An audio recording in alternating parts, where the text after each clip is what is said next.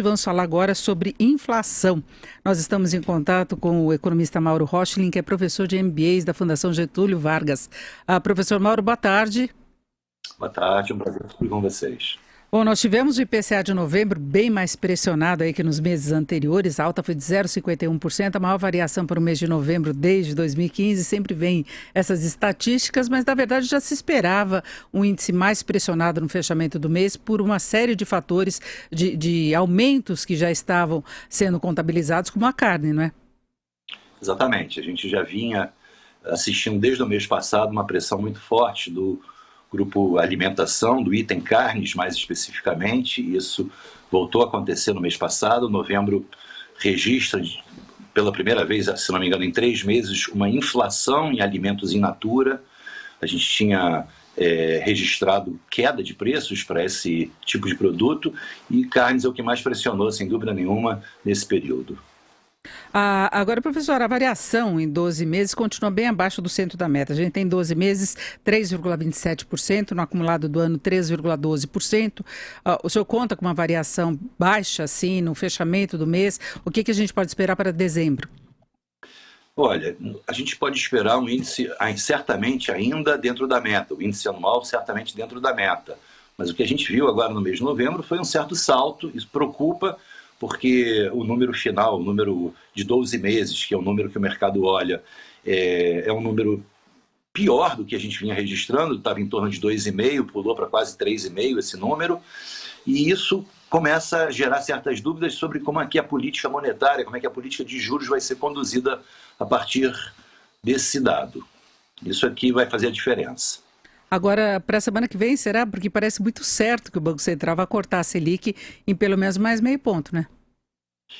Mas pode ser mais comedido em cortar em 0,25. O número desse mês é um número que, não vou dizer que assusta, claro que não. A inflação está dentro da meta, as expectativas ainda estão muito bem ancoradas, o número é baixo, mas 0,51 não é um número exatamente para se comemorar.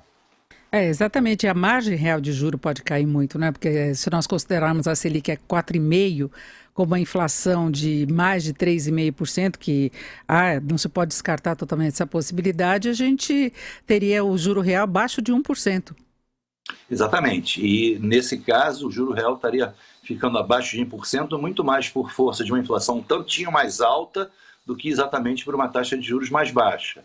Então, a política monetária, a política de juros, que é uma política que interessa muito ao país, nessa hora que se fala de recuperação, nessa hora que se fala de retomada do emprego, um dado negativo com relação à inflação não é uma boa notícia.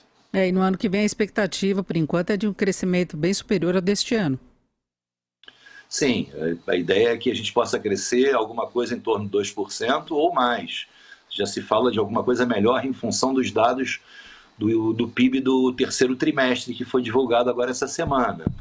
Uma notícia como uma inflação mais alta e, consequentemente, a necessidade de ter que se praticar juros mais altos não é uma boa notícia. A questão é que o Banco Central talvez nunca tenha sinalizado com tanta clareza a intenção de reduzir mais a taxa básica em meio ponto, como aconteceu na ata da última reunião do Copom, e não reduzir pode criar assim, uma certa armadilha do ponto de vista do que isso possa reverter de expectativas, né? O mercado trabalhando com essa Selic em 4,5%, nós tivemos hoje até o ministro da Economia, Paulo Guedes, comemorando o impacto que o juro mais baixo tem sobre as contas públicas, falando numa economia de 96 bilhões de reais em pagamentos da dívida pública, dos juros da dívida pública. Então tem vários efeitos e o próprio governo conta com esse impulso que possa ser dado ao crescimento.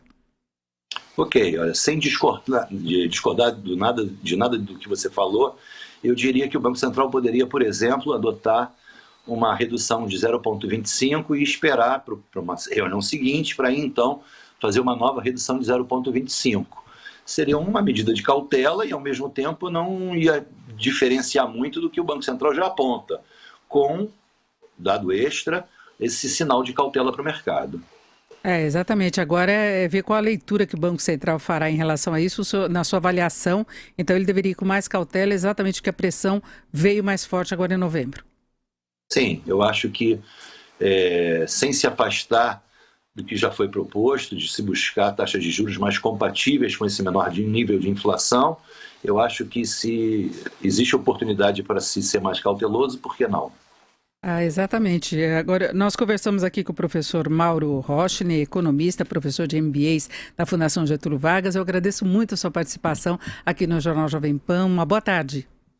Boa tarde, muito obrigado.